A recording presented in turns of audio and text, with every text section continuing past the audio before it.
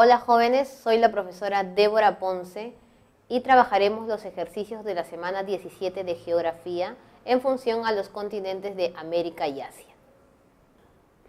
Hoy día nos toca el tema introductivo para lo que son los continentes. Este tema va a tener dos partes porque sabemos nosotros que hablar sobre un continente es un tema muy amplio. De por sí hemos trabajado todas estas semanas sobre el Perú nada más. Ahora, hablar de varios países lo hace un poco más complicado. Vamos a tener entonces nosotros que examinar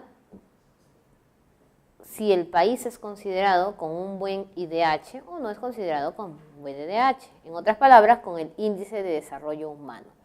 Estamos acostumbrados a llamar desarrollo a aquellos países que poseen una buena industria. Por eso catalogamos especialmente en América lo que vendría a ser países desarrollados y países subdesarrollados, cosa que tampoco se puede decir ahora. Se tiene que decir países en vías de desarrollo o países emergentes.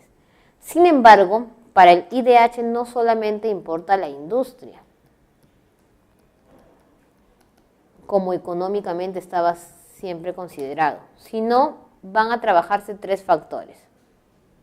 El primer factor corresponde a la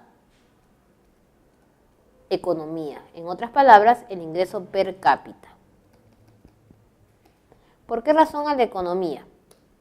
Porque reconocemos que un país con gran influjo de economía va a poder desarrollar una buena industria. Entonces, hasta allí ya está normal, todos lo sabemos.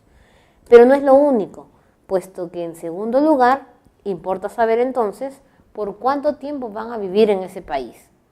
A eso le llamamos nosotros esperanza de vida. ¿Y por qué razón vamos a tomar la esperanza de vida? Porque un país desarrollado logra que su población tenga todos los servicios básicos. Por lo tanto, estás asegurando que la persona tenga una buena vida y su tiempo de vida sea mayor. Sin embargo, te vas a percatar que en el Perú nosotros tenemos un buen ingreso monetario, tenemos también una buena esperanza de vida, estamos llegando hasta 75 años y en promedio, en el caso del Callao, llegan hasta 79. Entonces, ¿cuál es nuestro déficit en función del desarrollo humano? Vendría a ser entonces lo que nosotros llamamos la educación. Los países desarrollados, según el IDH, que se encuentran en los primeros lugares, son generalmente los países que ganan las pruebas PISA. Y como nosotros sabemos, hemos ido ascendiendo, sin embargo, desde que empezamos en la prueba PISA nos encontramos en los últimos lugares. ¿Qué es lo que van a medir en función de la educación? Entonces, los años de escolaridad.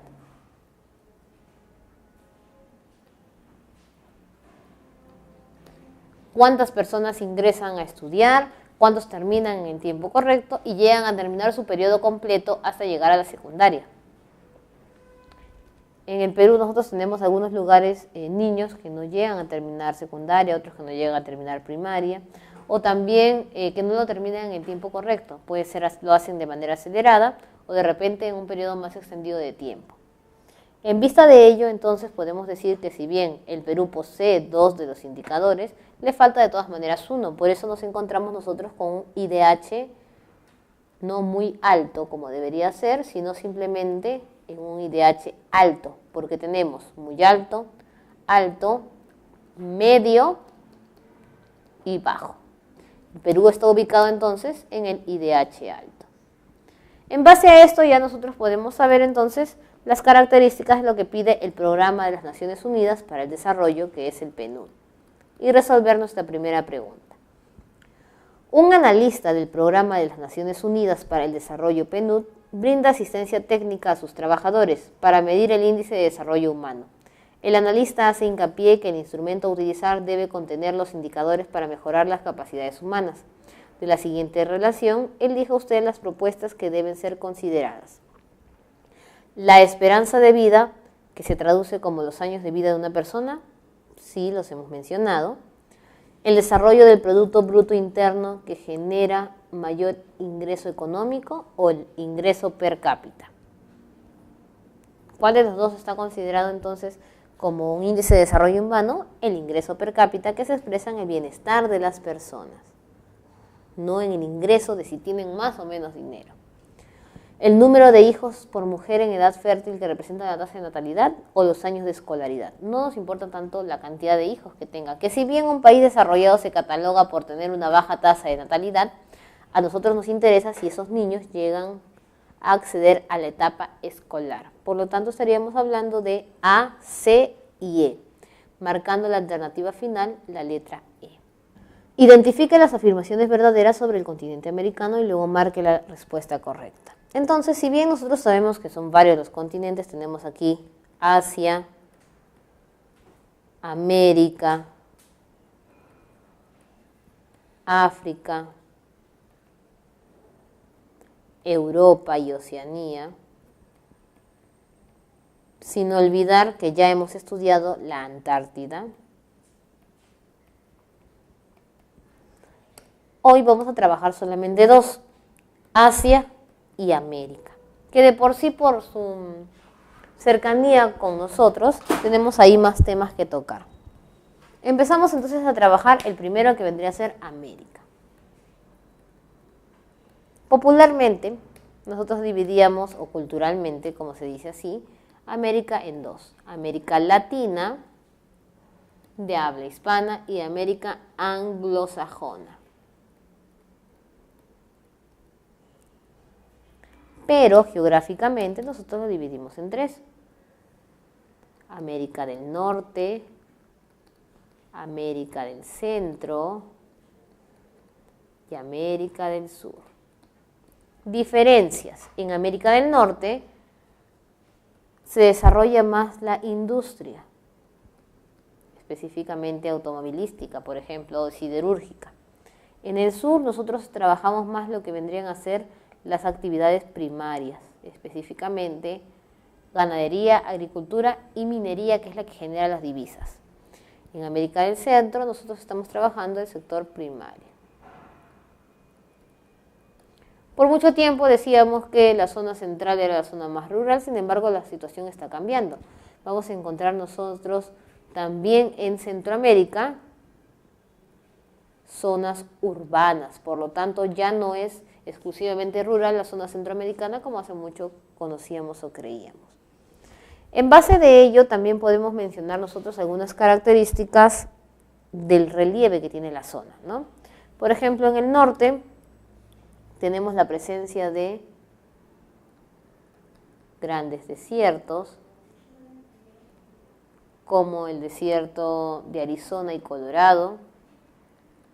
Tenemos la presencia de la Sierra Madre Occidental,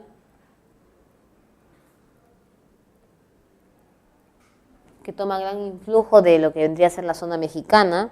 Vamos a encontrar la Gran Llanura Norteamericana,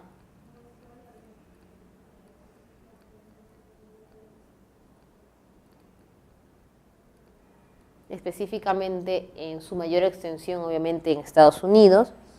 Y tenemos también, sin olvidar, lo que vendrían a ser las zonas más congeladas que encontramos en el norte, es decir, las zonas de Alaska. ¿Y qué tienen de recursos estas zonas? Hidrocarburos. Recordemos que el petróleo lo encontramos en zonas tropicales, en zonas con partes congeladas y también obviamente en los desiertos. En el sur, ¿qué va a destacar? En primer lugar, la cordillera de los Andes.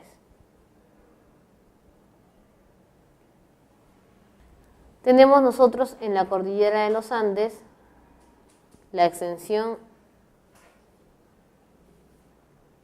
de 8 países de la mano con lo que se conoce como la Amazonía. La Amazonía se resalta por el río Amazonas. Sin embargo, si nosotros hablamos del Orinoco, en su relación con el Amazonas, vamos a formar el sistema de Parima. También tenemos nosotros grandes desiertos, por ejemplo, los desiertos de Sechura en el caso del Perú, el desierto de Atacama en la zona de Chile. Vamos a tener nosotros la presencia de grandes cantidades de volcanes, así como por otro lado la zona del norte tiene las montañas rocosas y los montes Apalaches.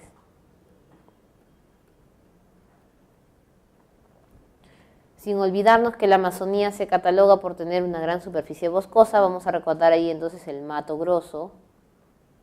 Su nombre está en portugués, recordemos que se encuentra en la zona de Brasil.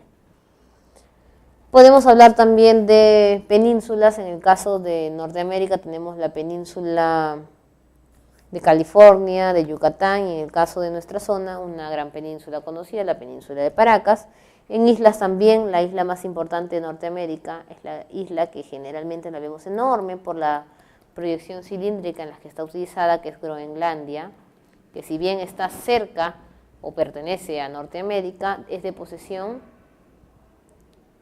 inglesa, ¿verdad? Y en el caso de las islas que encontramos nosotros en la parte de América del Sur, tenemos Galápagos en Ecuador, vamos a tener Tierra de Fuego en Chile, las Malvinas para la zona cercana a Argentina, que también es de posesión de otro país, y tenemos nosotros la isla San Lorenzo en el caso del Perú.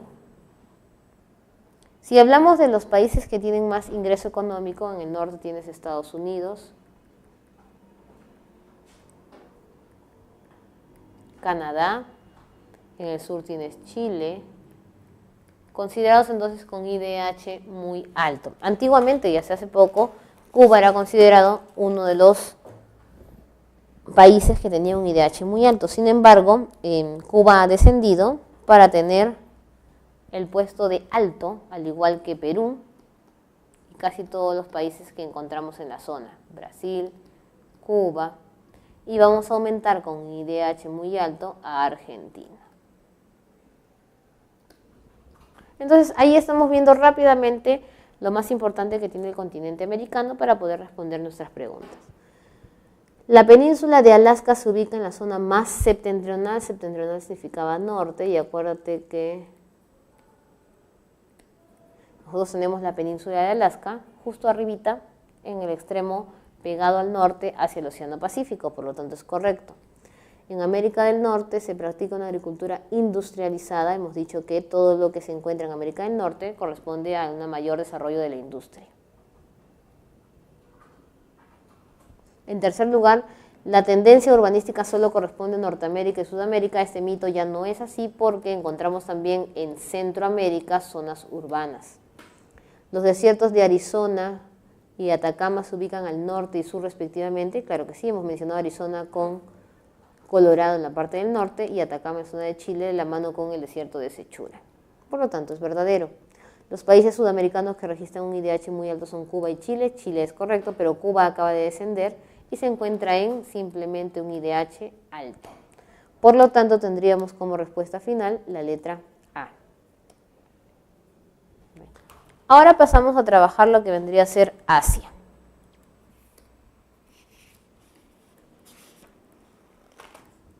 En Asia vamos a tener nosotros partes del continente muy marcadas, especialmente por zonas.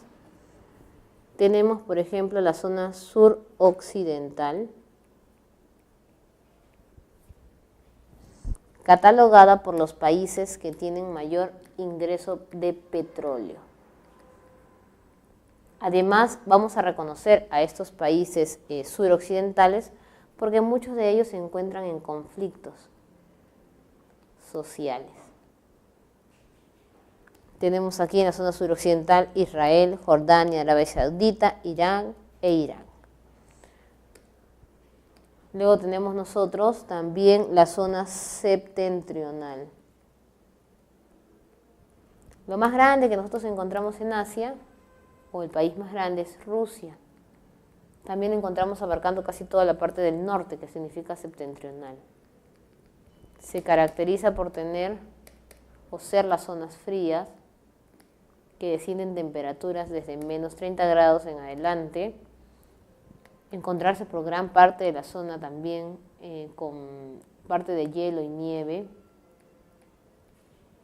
y por ser una zona que no tiene el recurso petrolero, por lo tanto tiene que hacer las compras de petróleo a otros países.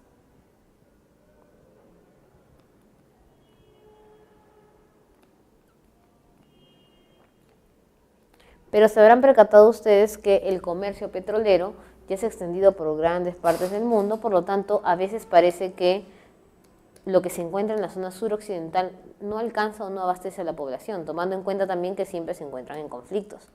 Por lo tanto, vamos a ir nosotros a la zona meridional, que hemos encontrado que son las reservas petroleras del lugar. Ahí encontramos, por ejemplo, a Nepal.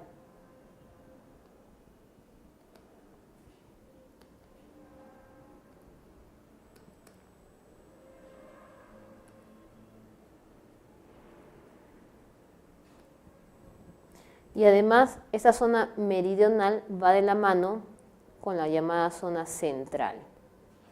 En la zona central específicamente encontramos a Nepal con sus reservas de petróleo y la parte meridional, o sea, más al sur vamos a encontrar a los que le llaman los de color, que si bien está prohibido, ¿no?, por la UNESCO utilizar colores de piel para diagramar a las personas que viven en un continente, en Asia es común utilizar esa clasificación. En los de meridional, que son, por ejemplo, India, Pakistán. Tenemos aquí zonas también de petróleo que van de la mano con la zona central. Sin embargo, se caracterizan por ser los de la piel oscura. Los de la zona suroccidental los catalogan como los blancos. Y tenemos nosotros los considerados de piel amarilla, que los vamos a encontrar en la parte de la zona oriental. ¿A quién estamos hablando como los orientales? Recordemos nosotros, China, Japón y Corea del Sur. ¿Cuál es lo que simboliza o atrae en la parte de la zona oriental? El influjo de la industria. Recordemos que son zonas que exportan un montón de productos, trabajan en la industria de punta como es la robótica, la informática, entre otros, también catalogados por ser zonas arroceras. Por eso recordemos que siempre el consumo que se da en esas zonas es de arroz y de una buena pesca, por lo tanto recordemos la alimentación que utilizan o mantienen los japoneses. Y de ahí nos faltaría trabajar lo que vendría a ser el sureste. Meridional era sur, por ahí está la zona central. ¿Y por qué hay otra del sureste? Porque aquí estamos hablando de los países que son buenos en educación. No quita que los chinos o japoneses o coreanos también sean buenos. Sin embargo, acá tenemos nosotros los de alta educación. ¿Quiénes vamos a tener? Filipinas,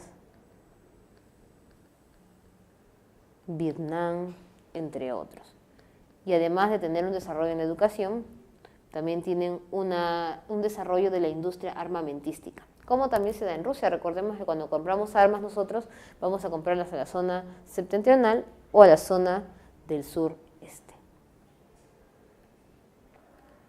Entonces, ahí rápidamente hemos hecho un bosquejo de cómo se desarrollan las zonas en Asia para trabajar nuestra pregunta 3.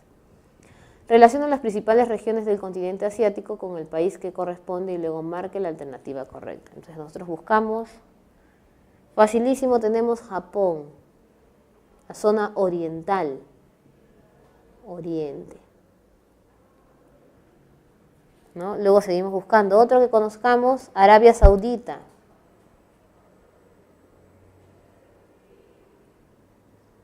en la zona suroccidental. Acuérdense que aquí estaban los que le llamaban los blancos, los árabes, estábamos de conflictos sociales. Luego venían los de color, los de piel oscura. ¿Dónde encontramos los de piel oscura? En la zona meridional, India.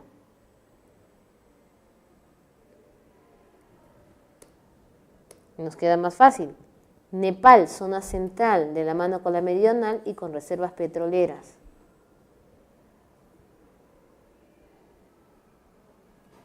Y Vietnam, que es el último que hemos trabajado, se encuentra ubicado al este, relacionado con la parte de la educación y el desarrollo armamentístico. Tenemos ahí entonces ECDBA, teniendo como respuesta la letra B. Y ahora, nosotros habíamos hecho un bosquejo rápido de cómo se distribuye Asia, sin embargo, nos faltan hablar de sus características geográficas, climáticas, de la parte económica, y eso es lo que vamos a empezar a tallar a continuación.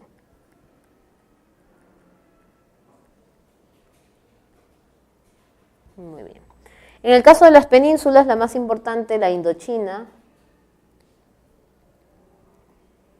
y la de Corea, dividido, recuerden ustedes, en dos estados, Corea del Norte y Corea del Sur.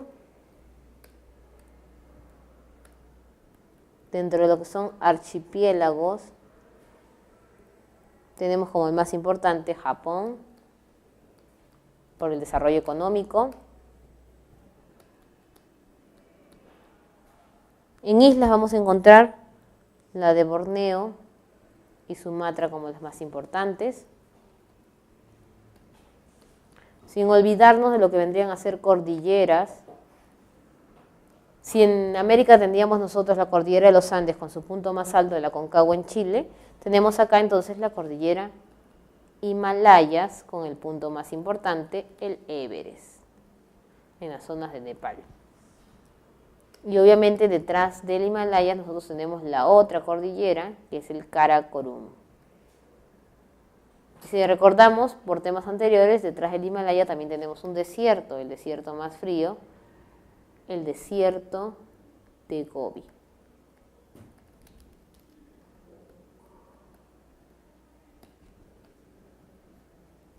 Luego vamos a recordar nosotros las mesetas.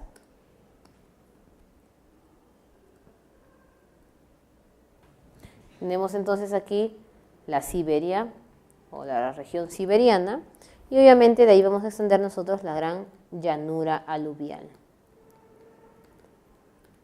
¿No? Y obviamente si hablamos nosotros de desiertos no podemos dejar de mencionar a uno de los desiertos más importantes, que es el desierto árabe. Si hablamos de hidrografía, casi todos los ríos más importantes los encontramos en China.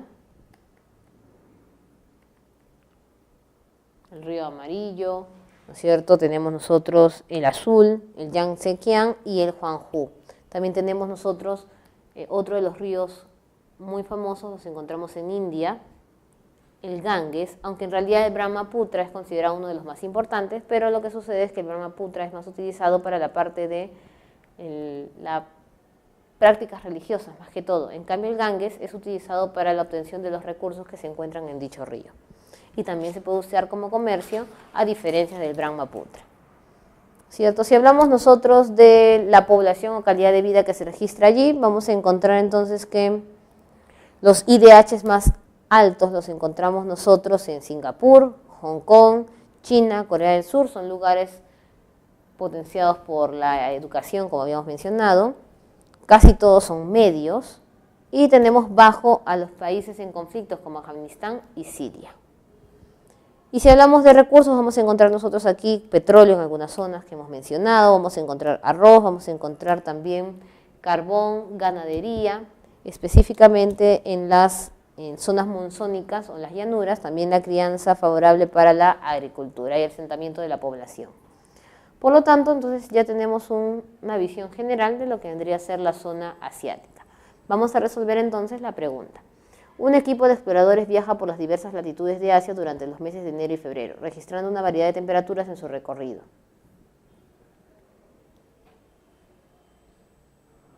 De las siguientes proposiciones identifique verdaderas y falsas según correspondan, luego marque la alternativa correcta.